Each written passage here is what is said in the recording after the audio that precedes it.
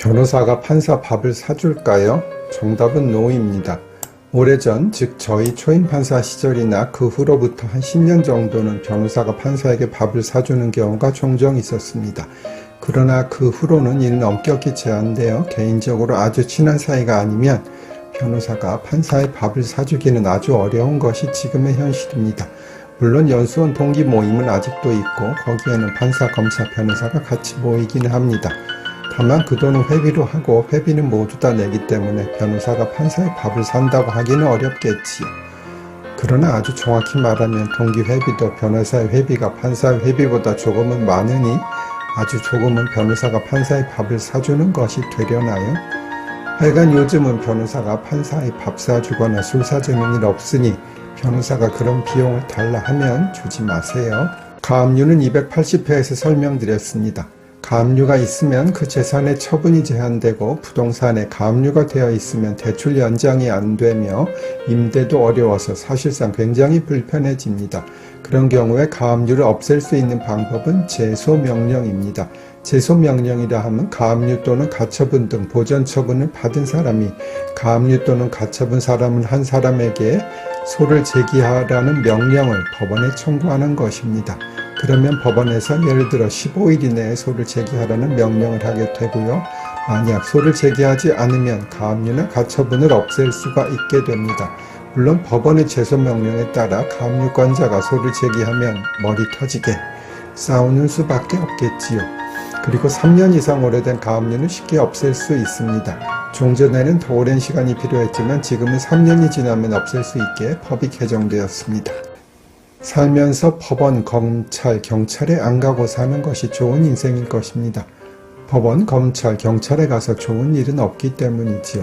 그러나 살다 보면 송사에 휘말릴 수밖에 없나 봅니다. 저도 엉뚱한 주장을 하면서 제게 소송을 제기한 정땡땡이라는 인간이 있었습니다. 어쨌든 제가 근무하는 법무법인이 제 사건을 대리할 수 있을까요? 정답은 예스입니다. 만약 제가 개인 변호사라면 그것은 불가능합니다. 제가 저를 대리할 수는 없기 때문이지요. 그러나 제 개인이 제가 소속되어 있는 법무법인의 사건을 맡기고 제가 제 사건 담당 변호사가 되는 것은 가능합니다. 그렇게 되면 제가 제 법무법인의 변호사 비용을 지급할 수도 있고 그것을 상대방에게 청구할 수도 있습니다. 소멸시효의 중단은 274회에서 설명드렸고요. 예를 들어 10년의 소멸시효에 걸리는 채권인데 8년이 지나서 소멸시효가 중단되었다고 가정해 봅니다. 중단 사유가 소멸되면 다시 시효가 진행될 텐데 그러면 나머지 2년만 진행하면 될까요? 아니면 이미 진행된 것은 무효로 하고 다시 10년이 진행되어야 할까요? 정답은 후자입니다. 그리고 단기의 소멸시효에 걸리는 채권이더라도 판결을 받아두면 그 채권의 소멸시효는 이제는 10년으로 된다는 점도 알아두시면 좋겠습니다. 가끔 재산은 전혀 없는데 판결을 받아두지 않으면 소멸시효가 완성되기 때문에 할 수 없이 계속 판결을 받아두어야 하는 경우가 있습니다. 이런 경우에는 결국은 10년마다 다시 소송을 제기하는 수밖에 없습니다. 다만 기존에 판결이 있으면 다른 증거가 없어도 소멸시효 중단을 위한 소송은 이기는 것이고요. 소멸시효가 완성되었다는 항변이 있어야 법원은 이를 고려할 수 있을까요? 정답은 예스입니다. 법적으로 설명드리면 소멸시효 항변이 있어야 권리가 소멸되었다는 판단을 법원이 할 수 있다는 것입니다.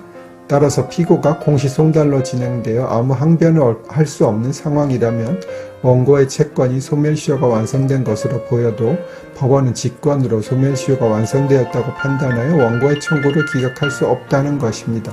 반면에 제척기간은 피고의 항변이 없어도 직권으로 적용할 수 있습니다.